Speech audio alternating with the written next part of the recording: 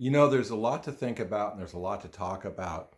And every now and then something comes up where it should be the only thing you're thinking about and the only thing you're talking about. It's that serious, it's that important. Recently, Twitter censored material that came out from a New York Post story involving Hunter Biden, his dad, Joe Biden, former vice president, was running for president, and a company that he was on the board of. The details you can look into, and I won't go over right here, but the point is something serious, something important was censored.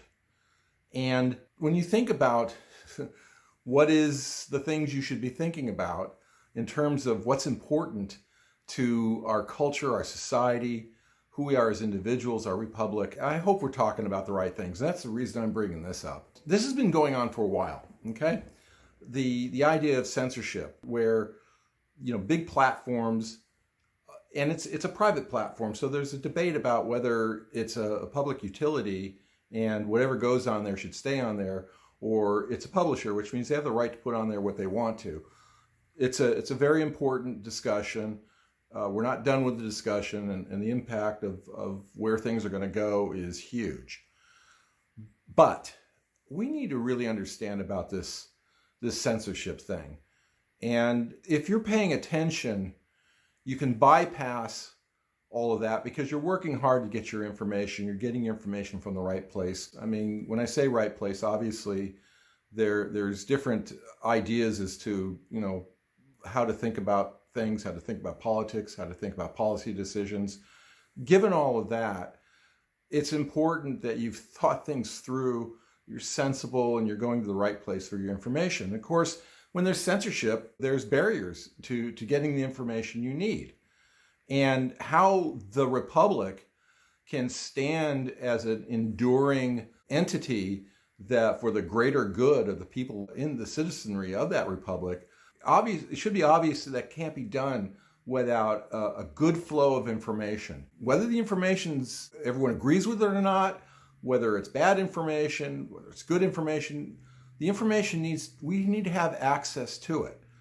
We have First Amendment rights to express ourselves and, of course, be able to avail ourselves of the information that's being expressed. And there's such a barrier right now going on. And the reason is there's obvious reasons. The Twitter, and as well as other high-tech companies, are in the tank for Joe Biden, and they want him to win the presidency. And that's all well and good. And I think if they want to make a good case as to why he should be president, they should do that. But they're not doing that. What they're doing is they're crafting information to go in one direction. And they did it big time with this latest thing that happened with the New York Post. But it's been going on for a while, and this one's very big. So here's the concern that I want you to think about, that whatever your political persuasion, whoever you want to win the presidency or any other office, this is the problem with the censorship. Obviously, there's censorship going on, so they can steer people in the direction of favoring and voting for the candidate they want. The problem with that is it's very short-sighted, because ultimately the point of having a free and open society with the information flow that needs to be full and complete is we live in a divided political climate, and somebody's going to win and somebody's going to lose. And those that win will be as happy gets. But the idea that, if we have an election and the decision gets made and half of the people, give or take, half of the people are in favor of this candidate, you have to ask yourself, what do you do with the other half of the people? They don't just go away.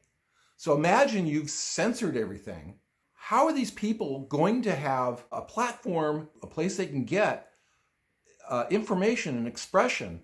So the short-sightedness is that you would limit information so that your candidate wins.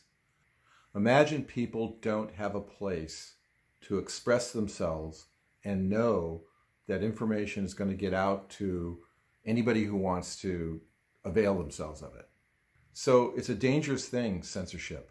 So with censorship, you're not just cutting off information, you're cutting off life. And when that happens, we all feel it collectively. The short-sighted part of looking at this is cutting things off and having it so people aren't exposed to ideas that you don't want them to be exposed to or information you don't want them to have.